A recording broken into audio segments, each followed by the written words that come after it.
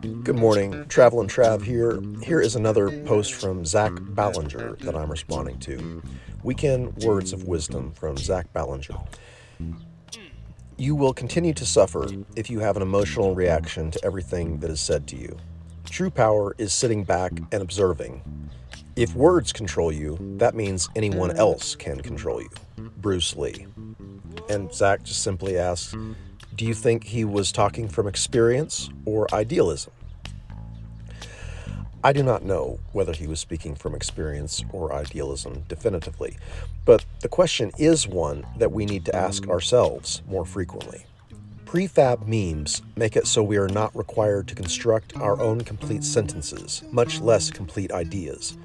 We just pick a meme that seems to serve our polarized purposes, and then we share. I think that your question could be one in a toolbox of questions to consider as we are scrolling and picking our shares. And also, we can ask ourselves the same question. Is this experiential for myself? Do I really know this, or do I just believe this?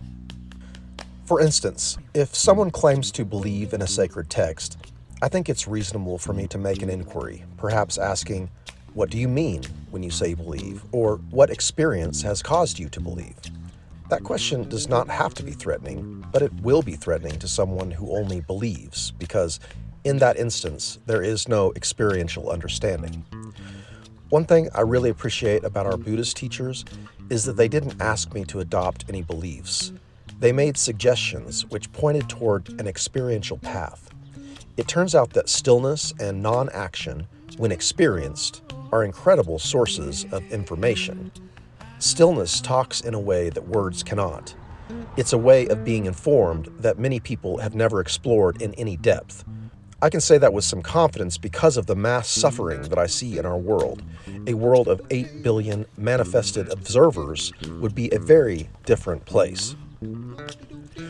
The vast majority of folks have never discovered the great power in stillness, or non-judgment, or non-action. Mr. Lee is speaking of the power of the great observer within. He is speaking of the grounded nature of being.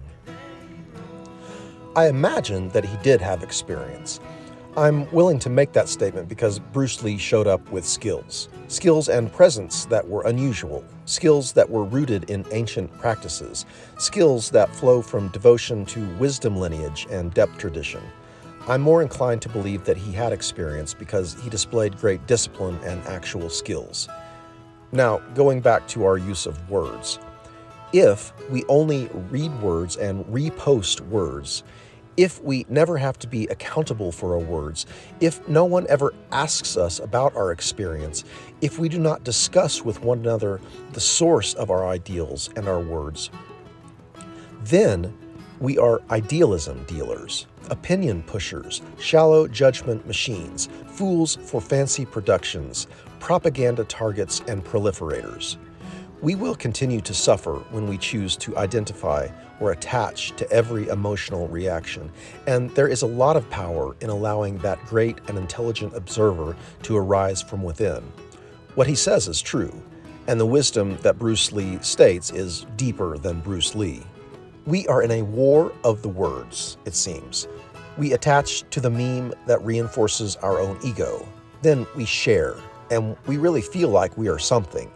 And we have invited algorithms to choose for us what we see, and most of us have no interest in tracking or studying the progression of human meme production through the ages, i.e. philosophy, religious studies, science, arts, etc.